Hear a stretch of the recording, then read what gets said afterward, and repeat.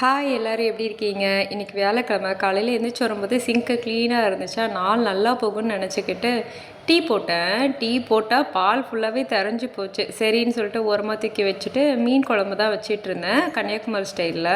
கண்ணங்குழு சாலை மீன் இருக்குல்ல, அது வந்து என் ஃப்ரெண்டு வாங்கி கொடுத்துருந்தாங்க. அதை க்ளீன் பண்ணி நேற்றே ஃப்ரிட்ஜில் வச்சுட்டேன். காலையில் எழுந்திரிச்ச உடனே மீன் குழம்பு வச்சுட்டேன். தம்பி ஃபேமிலி வந்திருக்கிறதுனால தம்பி இங்கேருந்து ஆஃபீஸ் போவான். சரி காலையிலே மீன் குழம்பு வச்சுட்டா பண்ணி கொடுத்துடலாம் அப்படின்னு. காலையில் பையனை ஸ்கூலுக்கு தயிர் சாதம் பண்ணி அனுப்பியாச்சு. அவனுக்கு மீன்லாம் கொண்டு போகக்கூடாது. அதுக்கப்புறம் நிறைய துணி இருந்துச்சு, துவைக்க வேண்டியது மடிக்க வேண்டியது எல்லாத்தையும் மடித்து வச்சுட்டேன். நான் இந்த மாதிரி ஹேங்கரும் அப்புறம் பாக்ஸ் தான் யூஸ் பண்ணுறேன், அப்போ தான் மடிக்க ஈஸியாக இருக்கும்னு. குட்டுவை ஒரு 10 மணி போல் குளிக்க வச்சுட்டு எப்போவுமே ஜிங்கோ விட்டா அப்புறம் விட்டமின் D3 காலையிலே கொடுத்துருவேன். என்னைக்காவது கொடுக்க மறந்துட்டேன்னா அன்னைக்கு ஃபுல்லாகவே நான் அதை வந்து மறந்துடுறேன். அப்புறம் 2 குட்டீஸ் இருக்கிறதுனால அடிக்கடி ஏதாவது கூழ் கிண்டி கொடுத்துக்கிட்டே இருக்கிற மாதிரி வேலை இருந்துக்கிட்டே இருக்குது. இன்றைக்கி வந்து கேரட் பொரிச்சும் அதுக்கப்புறம் வந்து ஓம தண்ணியும் போட்டுட்டேன்.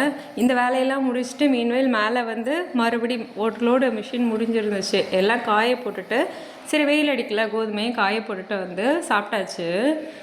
சுட சுட சாதம் அப்புறம் வந்து மீன் குழம்பு பொரிச்ச மீன் எல்லாம் வச்சு நல்லா சாப்பிட்டாச்சு. தேங்க்ஸ் ஃபார் வாட்சிங். பாய்.